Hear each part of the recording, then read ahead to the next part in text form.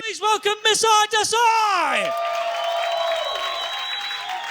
Yo, I'm so glad that this EDL member didn't get a card, bro. Jesus Christ. White card as well, that's mad.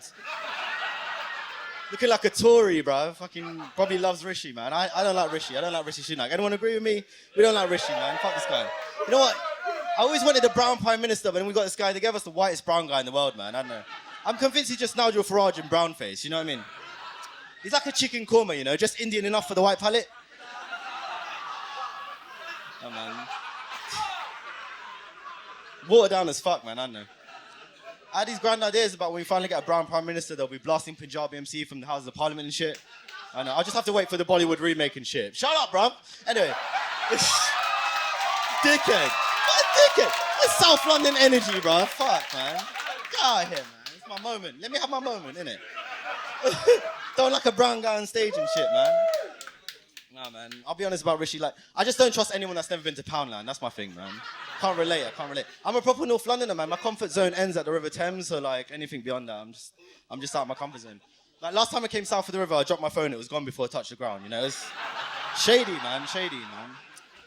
Anyone here from North London? Any of my people here? Come on, man.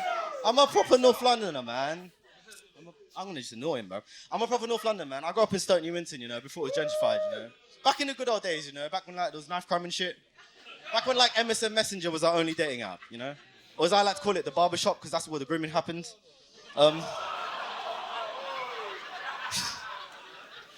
It's mad. Nah, man, I miss the good old days, you know. I go to my, you know what? I noticed the gentrification before my eyes in first lockdown. That's when I noticed it. I go to my local park to sell black market toilet paper, and I see the change. It was just like these were parks you'd get stabbed and robbed back in the days, and I'd go there. It was just to see a white people, you know. I felt like a Cocoa Pop in a Rice Krispie bowl, you know. I felt like I died unwelcome in Whole Foods, you know. It was mad. But nah, man, it's changed. Like the issue with gentrification for me is like, people see where I grew up and they assume I had a privileged upbringing. It's not the case, man. I was poor as shit growing up, you know. My first part-time job was photoshopping McDonald's vouchers, you know. I was poor as shit, man. And I'll tell you a little story about the guys I grew up with. Like, they'll get her, man. They'll get her. Like, these guys, like, during the London riots and stuff, they'll be messaging, let's go looting. They didn't know what looting was, you know. They end up in Leighton and looting. Those kind of guys.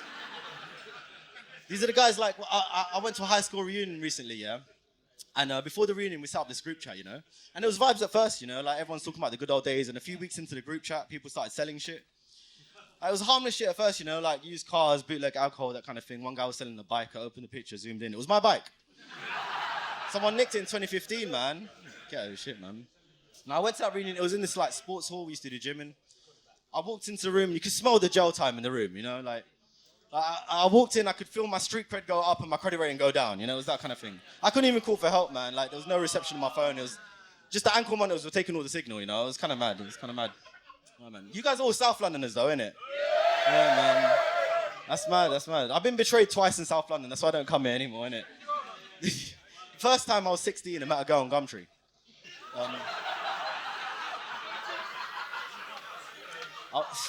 I wasn't using that as a dating app, innit? I was trying to buy an Xbox controller. She invited me to her council estate in Peckham, so I go down there. And it was a typical day in South London, you know? Raining, the weather was bad, Dementors were out, all of that. So I go to her estate, she invites me into this room, I go into the room and there was chairs and people. It was a meeting for a pyramid scheme. So I started selling CMOS for a while, it was mad. She's like... She's one of those like crystal people, you know, into chakras and healings and all that. I had crystals for everything, charging her phone, like healing and all that. We started dating for a bit and I over-invested in crystals and then I had to get rid of them. I had 2 kilos worth of crystals. I put them on eBay, got in trouble. I put them on eBay claiming that if you put them on your electric meter, it keeps your bills low. That kind of thing, man. I got in trouble for that. No, man. I don't do well in dating. Like, I got out of an 8.5-year relationship recently. You can say, oh, by the way. Oh, thanks, man. No, it's mad. The worst part was my mum loved her, which is a bit of a tip. You know, if you try to impress a brown mum, it takes about 8.5 years. So I went home for Eid, which is Muslim Christmas for you Anglo-Saxons. And I said to my mum, you know, what do you want for Eid? You know, a handbag, a holiday, what do you want? And she looked at me dead in the face as brown mums do and said, a daughter-in-law.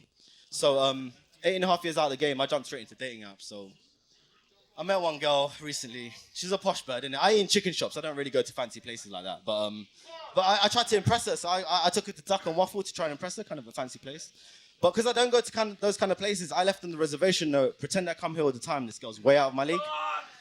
So when I get there, the waiter, he understood the assignment, man.